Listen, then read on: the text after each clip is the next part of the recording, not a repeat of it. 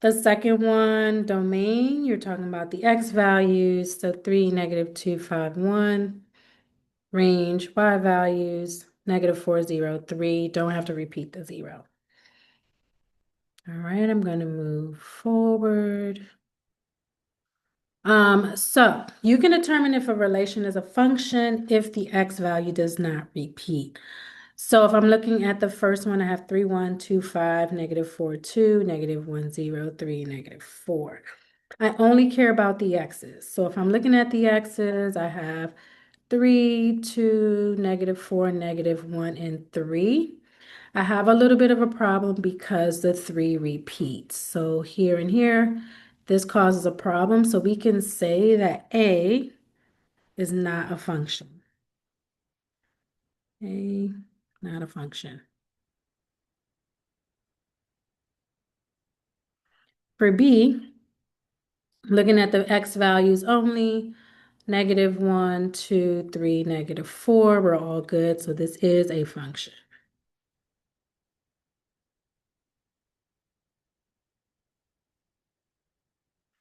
All right, so x can't repeat. Questions on that? Okay, moving in 3, 2, 1. So real quick, let's look at it. We don't need time for this. You guys can kind of look at it and tell me. So for A, we got 8, 4, 3, 1, -1, 5, and 4. Is that a function? Yes. Yes, yes, I'm with you on that, Ashton, because the x value doesn't repeat. Okay, what about the second one? -3, 2, 9, 5, 1, 0, -3, 1. No, it is not. Perfect. So it's not because of the -3, right? It repeats. All right, perfect. So any questions on that? Okay. Matthew, I see you still copying. Let me know when you're good.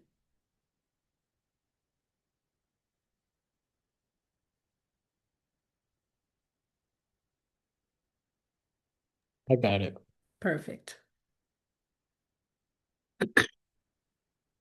You can also identify if a graph is a function by looking at the graph and doing something called the vertical line test. So if I'm looking at A, notice that when I do the vertical line test, are the lines in purple, it only crosses one time. So for this first one, I can say that this is a function because no vertical lines intersect the graph at more than one point. For B, if I do the vertical line test here, it doesn't cross at more than one point. Same thing here. So I can say that C, I kind of jumped the letters, but C is also a function because no vertical line intersects the graph at more than one point. I do want to spend a little bit more time on C because the only reason that this is a function is because this is an open circle and this is a closed circle. So if this circle was filled in like this, then we would say that this is not a function because if I drew a vertical line, it would intersect here and here. So you got to be careful because sometimes Alex likes to throw those weird problems in there like that where they have two of the holes filled in and you have to say no, it is not a function. For the last one, if you can see here, we have a vertical line test and is intersecting here at this point and here at this point. So we're going to say this is not a function.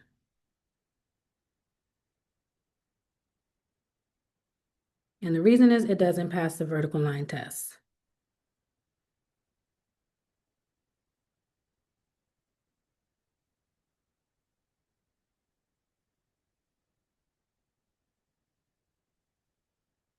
Okay. Any questions on A, B, or C? All right, moving on. So let's look at A, B, C here. Is A a function? What are you guys gonna say if I do the vertical line test? No. No. Good, it is not a function, right? Because it intersects at 2 points here and here. What about B? Yes. Yes, good. What about C? I just talked about this one. No. No, good, because both of these dots here are filled in. All right, so any questions about identifying a function from a graph? All right, moving on. The last type of way that you'll see a function is as a mapping or graph equation. So if we're looking at the first equation, it says determine if the relation identifies or defines, y as a function. Some students can look at this and see that it is a function, but if you are a visual learner and you have to write the points, you can do that to see if the x repeats. So we have 1, 2, because 1 and 2 go together, 3, 2, and 5, 4.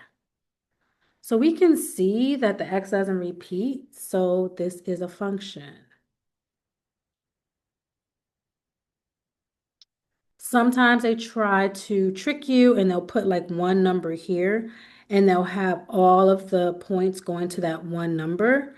But it is a function still, even though they have the same y values, because the x value doesn't repeat. So just be careful and be aware of that. For the second one, we have y squared equals x. So think about our two graphs. If we have x squared, we know that that's a quadratic. We talked a little bit about that. X squared looks like this. If you have y squared, your graph is going to look like this because it's going to open to the right. So we can see that if it is a y squared function, if you don't like this method, you can also plug in values. But whenever I see y squared, I know it's either going to open left or right. If I do the vertical line test, we know that this is not a function.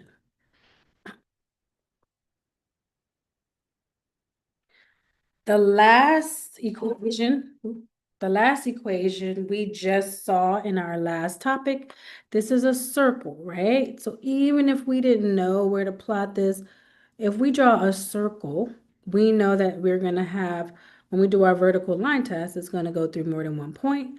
So we know that C is not a function, right? But we can still come up with an equation for it and graph it. So any questions on A, B, or C? Okay, moving in 3, Oh, 2, wait, sorry, one question. yeah. Oh, sorry. Is there any way a circle could ever be a function? It seems like they would always intersect at some point.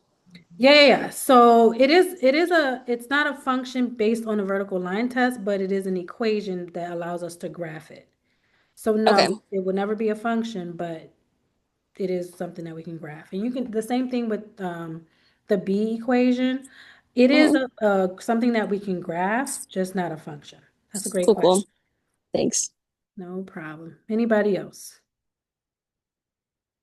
All right, moving in 3, 2, 1.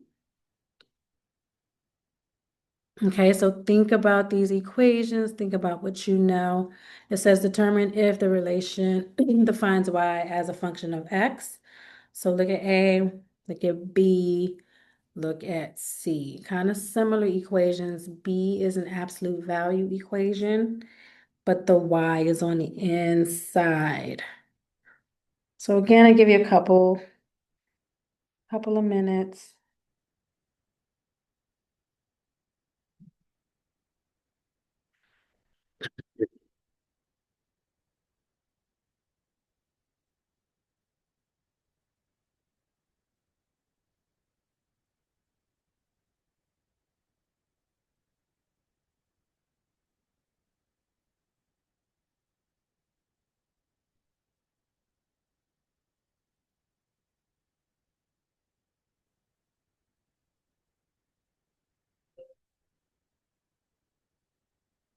All right, so I talked a little bit about the first one, right? 2, 4, 3, 4, 8, 4.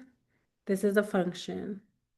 For B, if you have x plus 1 equals some value, normally it opens this way.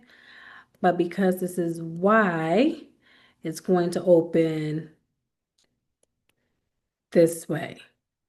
So because of that, we know that our answer for B is going to be no.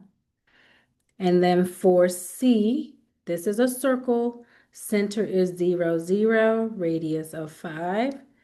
So we have to say no for that one. All right. Any questions here?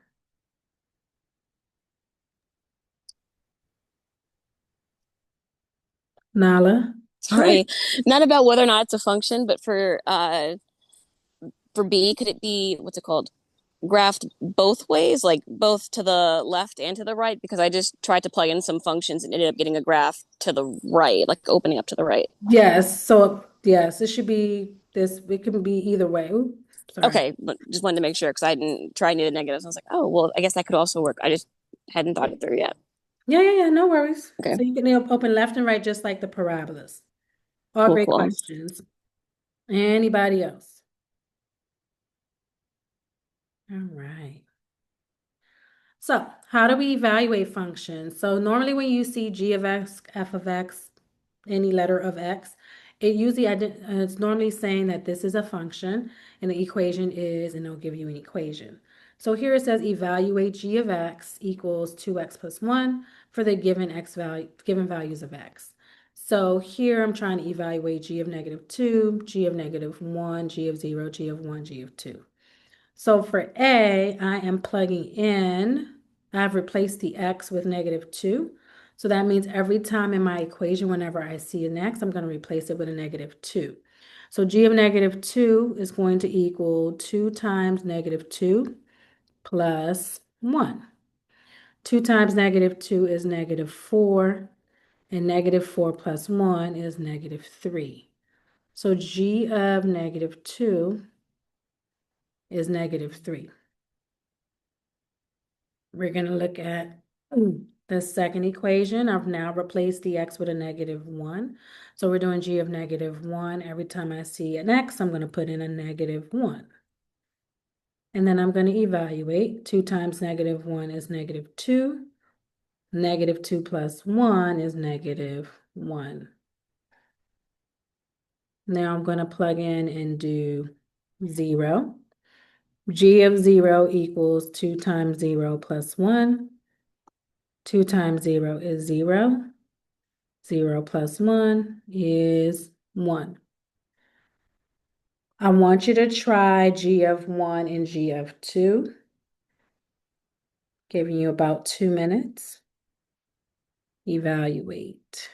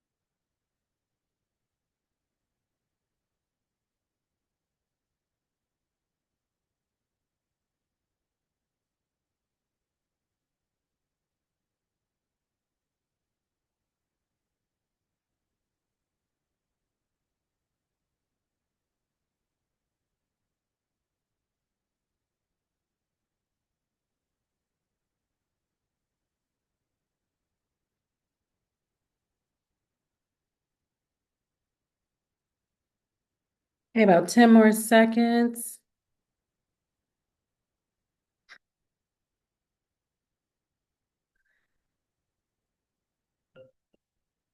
Right. So for g of 1, you plugged in 1, so 2 times 1 is 2, and 2 plus 1 is 3. For g of 2, 2 times 2 is 4. 4 plus 1 is 5. All right. Feel good about those two? Okay. Moving in 3, 2, 1.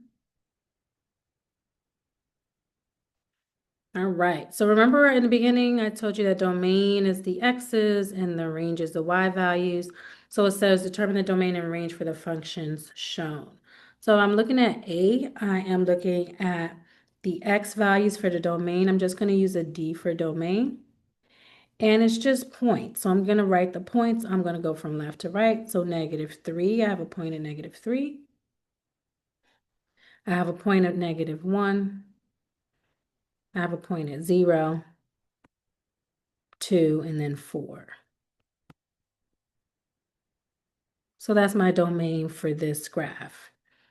For the range, I'm looking at the y values. So I have a y value at -4, +1, 3. And then again, I'm not going to write 4 twice, but I do have two y values at 4. So that's my domain and range for A. For B, remember domain is asking you what X values does your graph touch? So we're only seeing a piece of this graph. Eventually, this graph will go all the way down and all the way out. So my domain is really from -infinity to +infinity. The reason that I know that this graph goes all the way out is because I have the arrows. For the range, I am going, because I have the arrows, this goes all the way down to -infinity. So I'm going to say from -infinity. And then we stop at this y value of 4. So notice I used a bracket, right? Because that is the absolute top. There's a point there, we stop there. For domain, you can also use the symbol for all real numbers, which kind of looks like a TR. When you look at it in Alex, it'll look a little more sophisticated than what I wrote up there. So for B,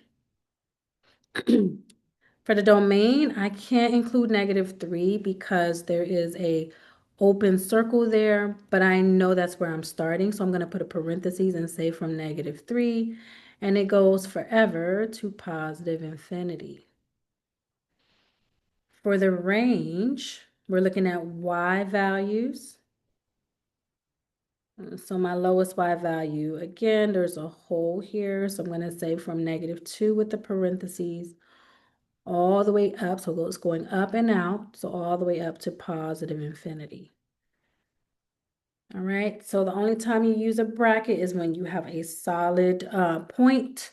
So if this was closed here, I would use a bracket at -3 and -2. All right, so any questions on A, B, or C? All right, moving in 3, 2, 1. 1 second. I'm sorry, Ashna. You're good? Okay. Matthew, you good? Okay. So this next one is write the domain for each function and interval notation. So remember we talked about set builder notation and interval notation. Interval notation is what I just did in a previous problem where you're using brackets and parentheses. So remember one thing we talked about when we were solving rationals is that we never want the denominator to be 0. So if I'm looking at A, I'm looking at that denominator. I know that 2x minus 5 can't equal 0. So let's solve this to figure out what's going to make the denominator equal 0. I'm going to add 5. I have 2x can equal 5. I divide by 2, and x can't equal 5/2. So anything other than 5/2 is going to be good for my graph. So I can say that my graph goes from -infinity to +5/2 with parentheses, and from 5/2 to +infinity. Any questions on that first one? For B, again, we don't want the denominator to be 0, so I'm going to say x squared plus 4 can equal 0. We want to solve. We get x squared equals, can equal -4, and then when we get here, remember when we were solving, we took the square root. So x equals plus or minus, we have a negative here, so 2y. So this is on an imaginary graph. When you're talking about interval notation, you're talking about just a regular coordinate graph. So here, everything is included. So I'm going to say that my domain for this one goes from negative infinity to positive infinity. We don't care about imaginary numbers in this instance. All right. So for C, we want to make sure that when we're looking at our square root, that is greater than or equal to 0, because if it's less than 0, then we're going to get an imaginary number. So we're going to say that 2 minus t has to be greater than or equal to 0. And then I'm going to solve that equation. So I am going to subtract 2 from both sides. I get negative t is greater than or equal to negative 2. And then I have to divide by negative 1. But remember, whenever you divide by a negative, you have to flip the inequality. So t is less than or equal to negative 2 divided by negative 1, positive 2. So t has to be less than 2. So if that's the case, my inequality as in interval notation is going to be any point less than 2 is from negative infinity to positive 2. Notice that I used a bracket. The reason that I use a bracket is because when I started out, I said that this has to be greater than or equal to 0. So whenever you have a greater than or equal to or a less than or equal to, you're using a bracket. Less than or greater than, you're using a parentheses. So questions on A, B, or C? Some folks are copying, so I'll wait.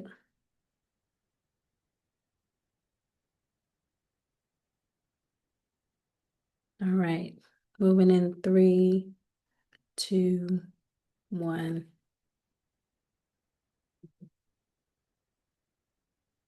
All right, so I'm going to jump into identifying characteristics.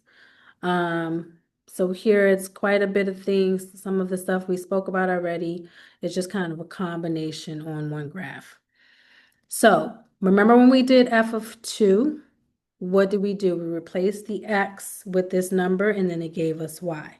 Same thing on the graph. When I give you f of something, you are going to look for that number on x and then find the y value. So if I'm determining f of 2, which is here, that's my x value. I'm going to go up to a point, which is here. The y value is 5. So my answer for f of 2 is 5. If I'm looking at f of negative 5, I'm going to go to my x value. Negative 5 is here. When I go down, I have an open circle. That means there's no point there. So I'm going to say that this is undefined.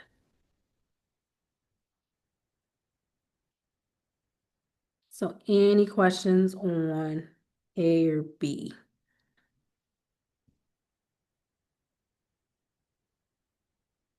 For C and D, they are asking me to go backwards. So they're giving me the y value, and now they want the x. So it says for all x, find all x for which f of x equals 0. So my y value is 0. What is my x value at 0? I have a point here at 4, and I have a point here at negative 4. So I have two answers for C. So x equals 4 and x equals negative 4. Or you can say plus or minus 4. My next question is asking, when y is 3, what are my x-axis? What are my x values?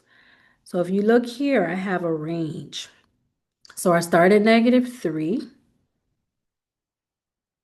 and I stop at 1. So I can write my answer as negative 3 to positive 1. All right. X-intercepts. Let me stop here. Any questions up to that point?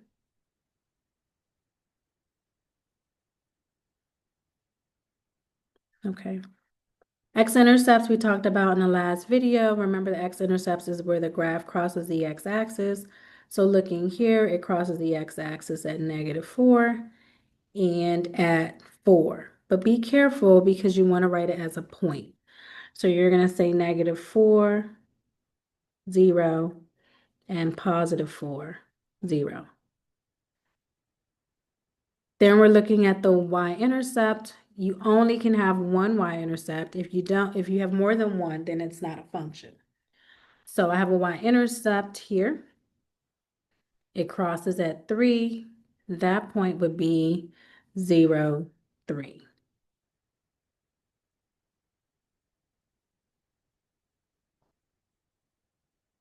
Determine the domain. So we did that just in the previous slide. We're going from -5 and it goes all the way down and out. So I'm going to say from -5 with a parentheses to +infinity. And then the range, this goes all the way down and out, and then it stops right here at this point. So for my range, I'm going to say from -infinity to 5 with the bracket. So any questions?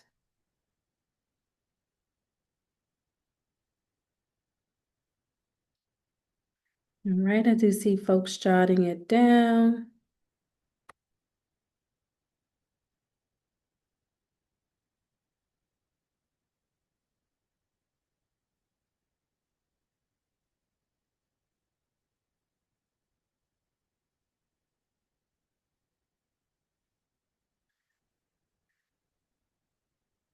Matthew, good?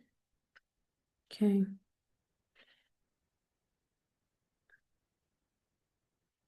All right, so we're going to look at graphing now. You're going to have to do kind of like sketches unless you have graph paper. So it says graph the line represented by each equation. You can do these several ways. I'm going to show you for A, I'm going to show you how to do it using the X and Y intercepts. And then on the next couple of slides, I'll show you how to do it with the slope and Y intercept. So if I am, remember in our previous video, if I have 2x plus 3 and I'm trying to find the x-intercept, and I had 2x plus 3y equals 6. What I did was I eliminated the y, right? And then I have 2x equals 6. I divide by 2 and x equals 3. So I know that I have an x-intercept at 3. And then I'm going to do the same thing to find the y-intercept. So I'm going to say the 2x plus 3y equals 6. This time I'm going to cross out the 2x. I get 3y equals 6. Divide by 2. And I get y, not dividing by 2. My apologies, dividing by 3. My brain is jumping. So we're dividing by 3. And then you get 2. So I have a y-intercept at 2. I have 2 points. That's enough to graph my line. I connect the points, and there's my graph using the x and y intercept. If you have x equals 3, I'll do this one in a different color. I'll do it in green. This is going to cross the x-axis at -3. So here. So that's the graph, right? But this is undefined. Right? So you can graph it, but it's not a function. And then for the last one, if I have 2y equals 4, if I divide both sides by 2, I get y equals 2. So this graph is going to cross the y-axis at 2. So when you have x equals something, it's an undefined function. When you have y equals something, you have a slope of 0.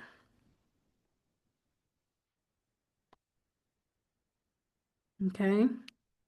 So x equals something is undefined, y equals something, slope of 0. All right.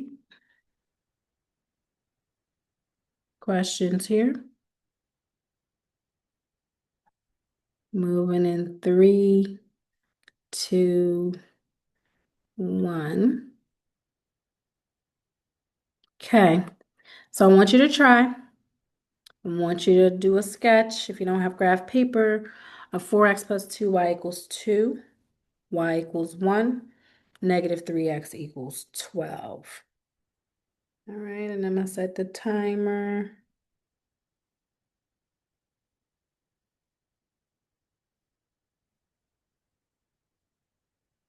I'll set it for a minute. I think you need more time than that.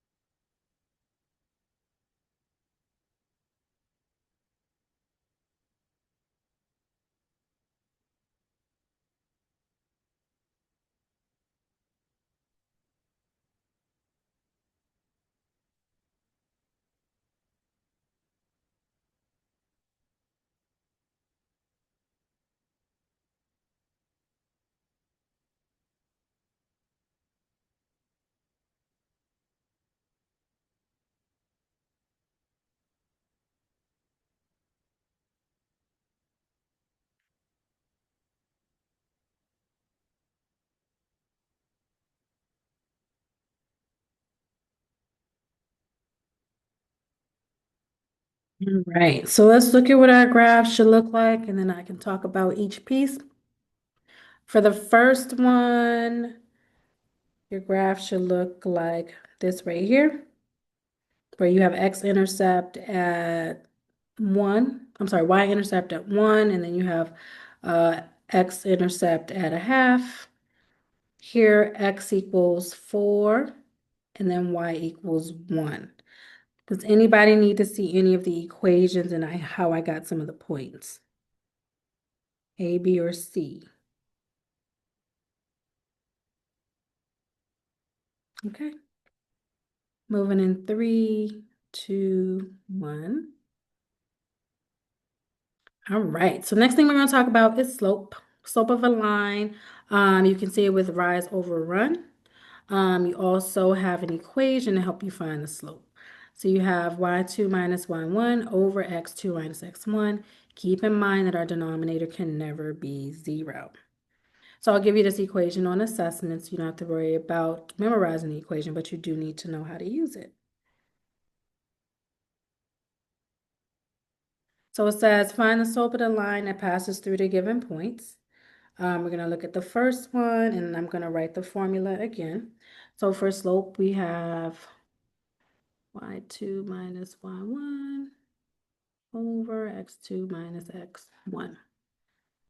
So I'm going to label x1, y1, x2, y2. Doesn't matter which way you write it as long as you have the ones together and the twos together. So for A, if I'm trying to find a slope, I'm going to do 5 minus a negative 2 over 2 minus a negative 3. 5 minus a negative 2 really is just 5 plus 2. And 2 minus a negative 3 is really 2 plus 3.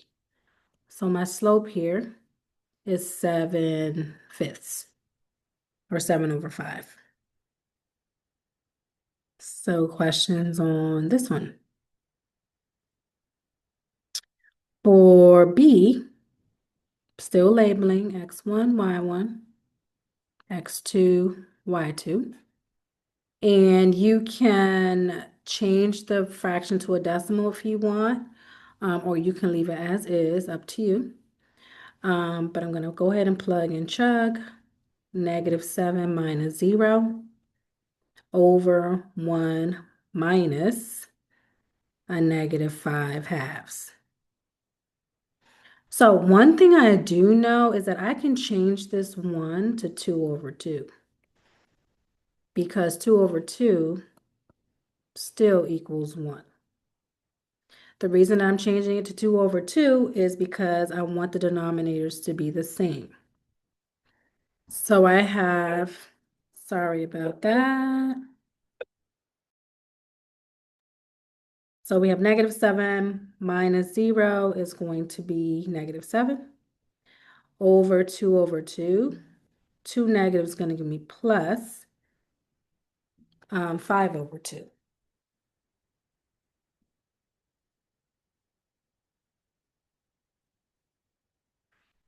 All right, we want to simplify this a little bit more. So -7 over 7 over 2.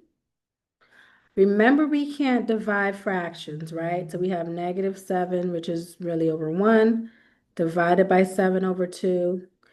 We can't do this, so we have to keep, change, and flip. So we're going to keep the -7 over 1. We're going to change into multiplication, and then we're going to flip the 7 over 2 to 2 over 7.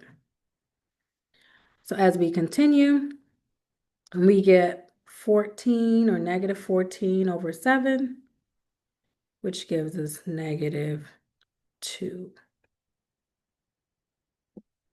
So don't be too worried. I'm going to try not to give you too many crazy fractions, but you can also, like I said, you can do this with a calculator, change it to -2.5, and then solve that way. All right.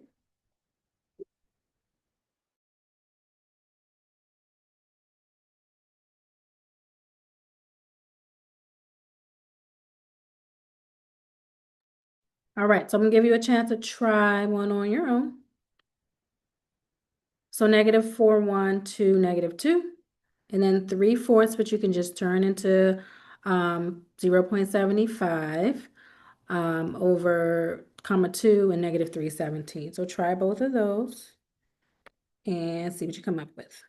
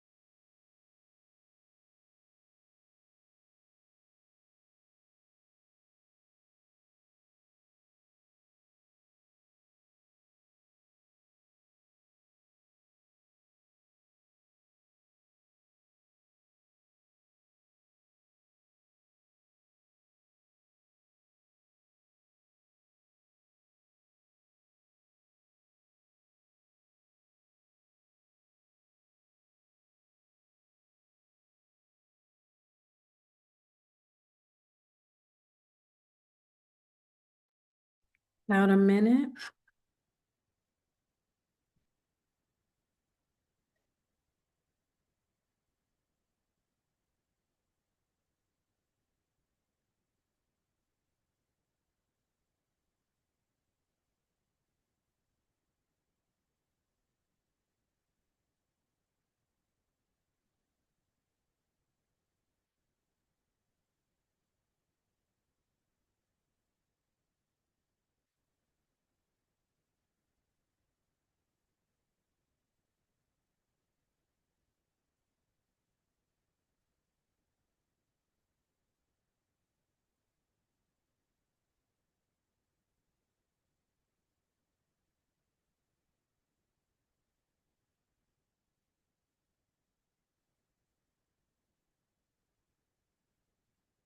All right, my alarm's going off. Do you guys need more time for this?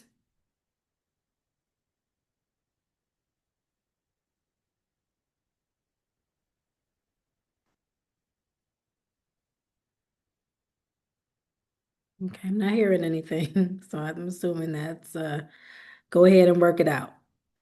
All right, so for A, should have gotten -1/2. Everybody okay with that?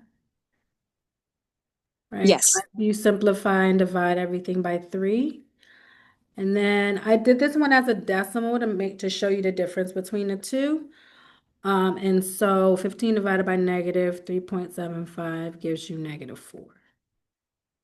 All right, so like I said, I believe you will have a calculator for this one, so you could do it either way. All right, so any questions on this? All right, moving in 3, 2, 1.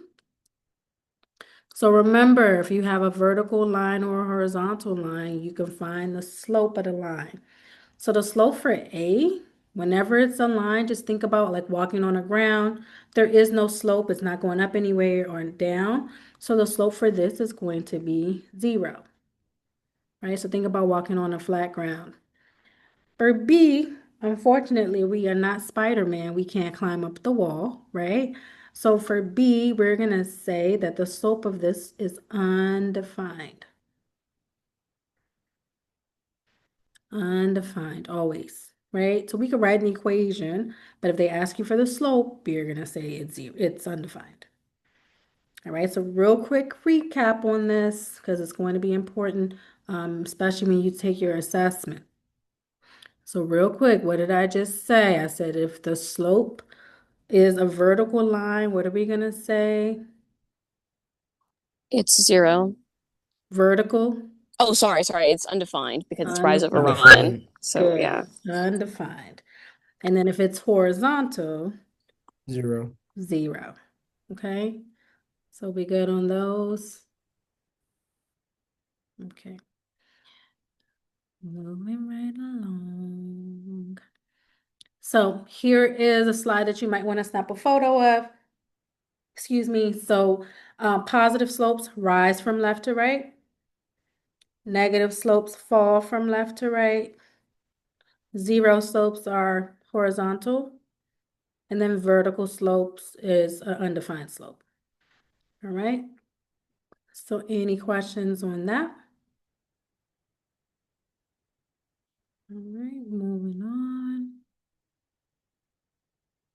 So we have a slope formula. They write it in different ways, but it's the same thing. Y2 minus Y1 over X2 minus X1.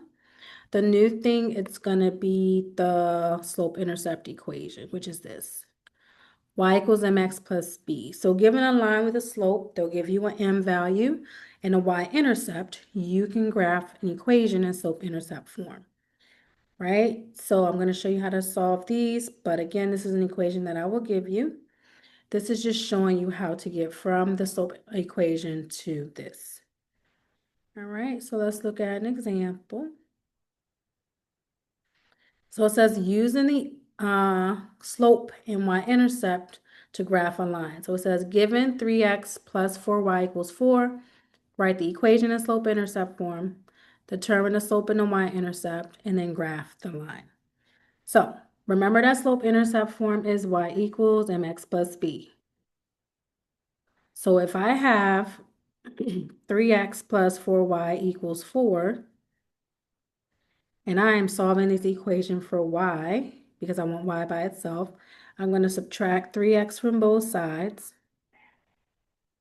4y equals -3x plus 4. And then my final step is to divide everything by 4. This cancels. I get y equals -3/4 x plus 4 divided by 4, 1. So this is my equation in slope-intercept form. Question B says to determine what the slope is and what the y-intercept is. So for B, my slope or my m is -3/4. My b or my y-intercept, I'll just put y-intercept here as well. Is this point right here at 0, 1. My last step is to graph it. So I always start at my y-intercept, which in this case is 0, 1. And from there, I can graph the slope. So remember that slope is rise over run.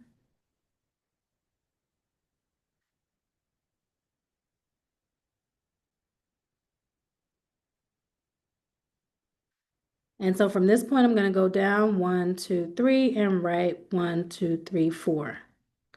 Because this is the slope, I can do this all day. Down 1, 2, 3, right 1, 2, 3, 4. You can also go in the opposite direction. You can go up 3 and left 4. Up 3, left 4, up 3, left 4. Right? Because it's the same line. And then your final step is to connect the points. This is a lot easier in ALEKS. You can just do the 2 points and use the line tool and connect them.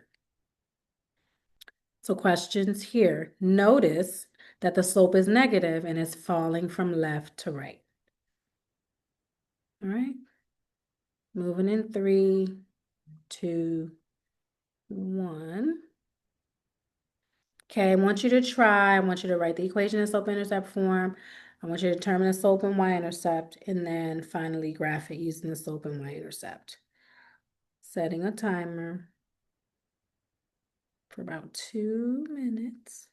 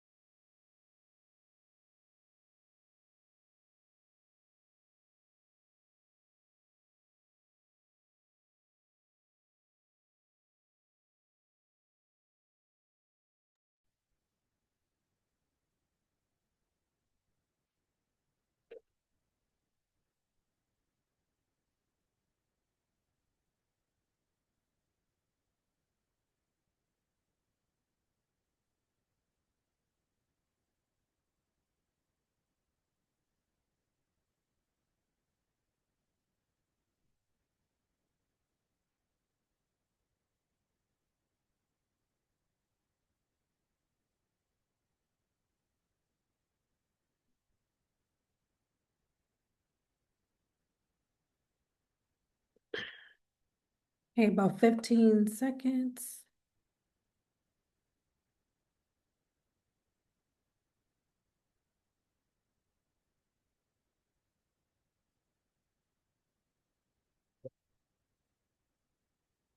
All right, so let's look at what we should end up with.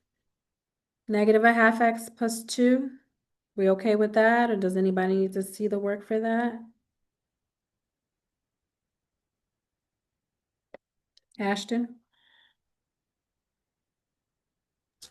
I'm good. I'm okay. Okay. Slope. So the slope here is negative 1/2. The y-intercept is 0, 2. And in a graph it, you're going to start at 0, 2. And you're going to go down 1 and right 2. Remember, you can also go up 1 and left 2. All right. Any questions here? All right. Write the equation of a line given a point and a slope. So we have to do a little bit of work here. It says write an equation of a line that passes through the point 2, -3 and has a slope of 4. then write the linear equation using function notation. So I know that I'm using y equals mx plus b. This is x, this is y, this is my slope, which I know is m. So I'm gonna plug in everything I know, and at this point, I have everything except the y-intercept.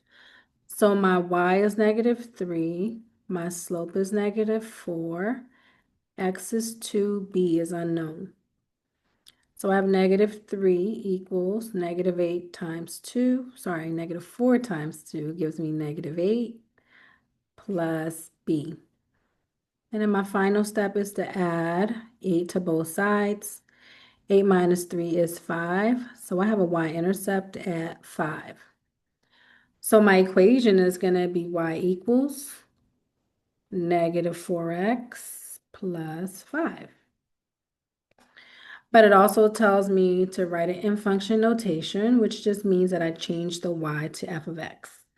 So function notation is going to be f of x equals -4x plus 5. Good on that one? All right. So write the equation of a line that passes through -1, 4 and has a slope of 3. Remember using the slope intercept equation to solve. So about a minute for this.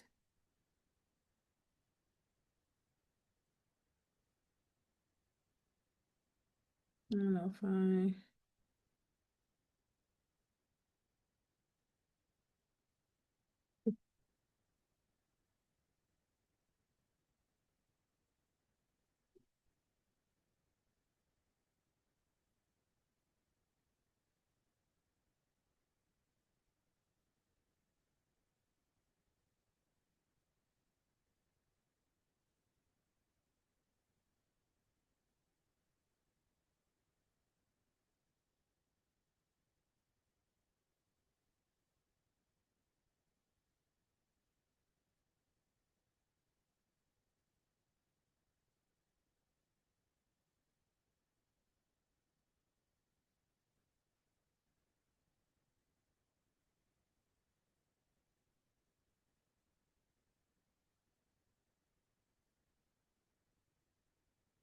That ringtone's gonna bring some memories for y'all.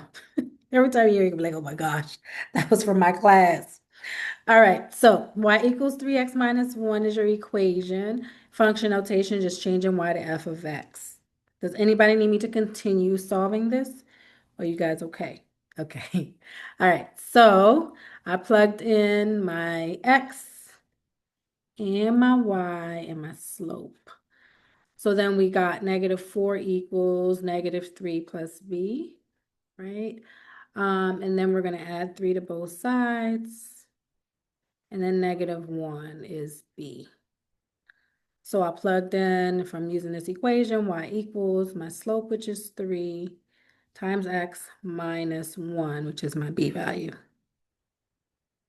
Good? Okay. All right, we're moving along. Y'all doing excellent. We did 2.3 and 2.4, believe it or not. So the next thing we're gonna do is modeling, and that will be it for today. So let's look at 2.5 real quick. You don't have to learn point slope. So I'm gonna just change all these to just regular slope intercept, okay?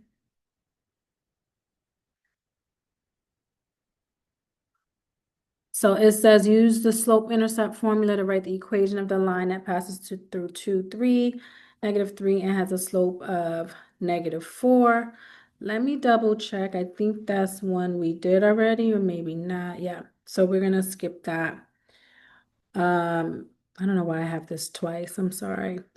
All right, so let's jump to this. So we have here we're using slope intercept. And I'll make sure that when you go into Alex, you only see slope intercept. You don't have questions about point slope.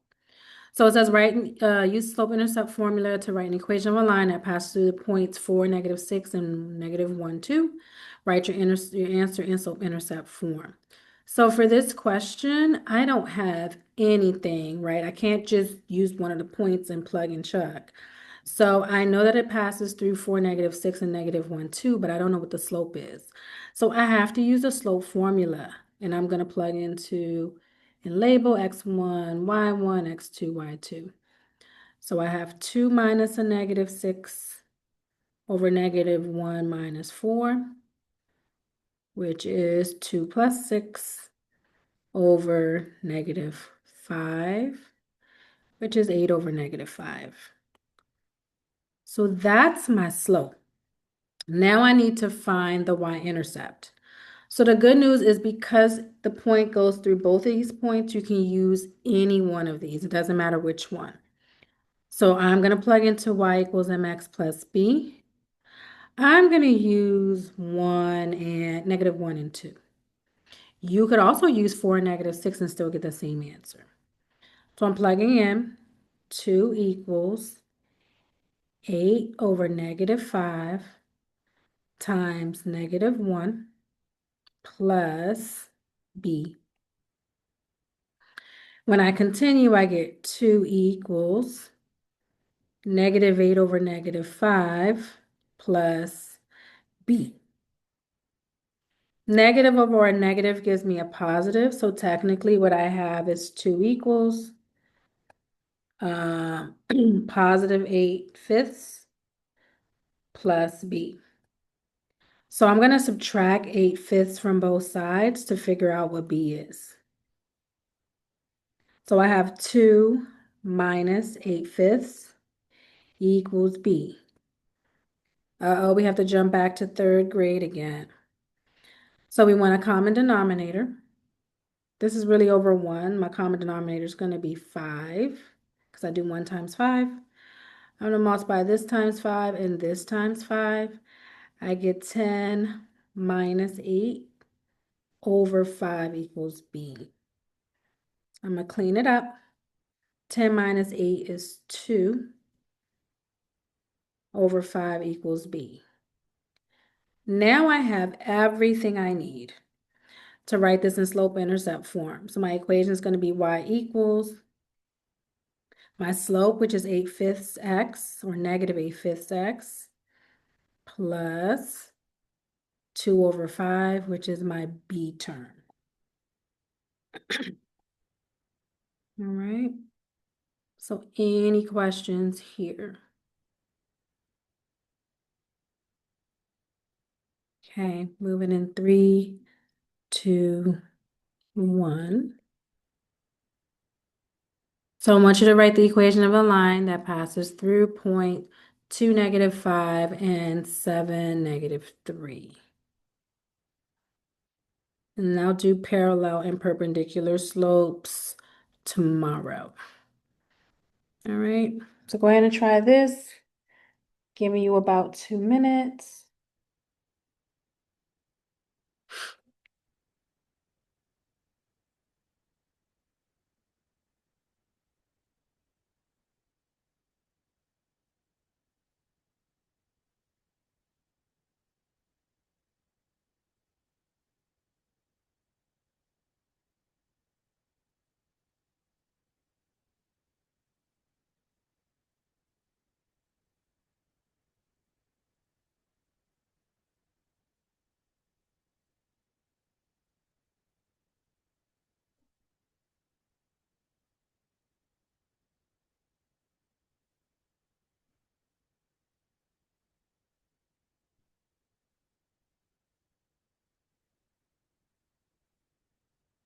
About a minute.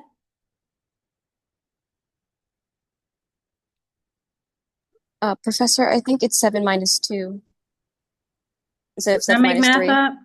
Yeah, Oh, thank you. I made math up. Thank you so much. yeah, of course. Thank you, thank you, thank you.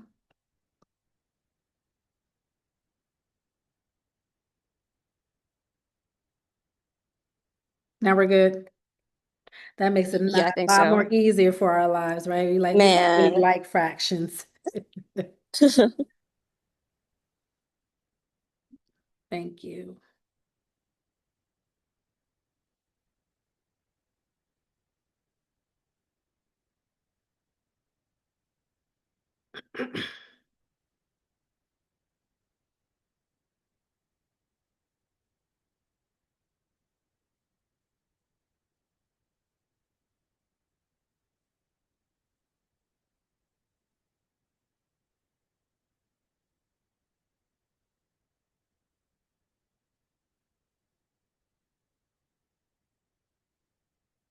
Right, looks like you're still kind of working through it.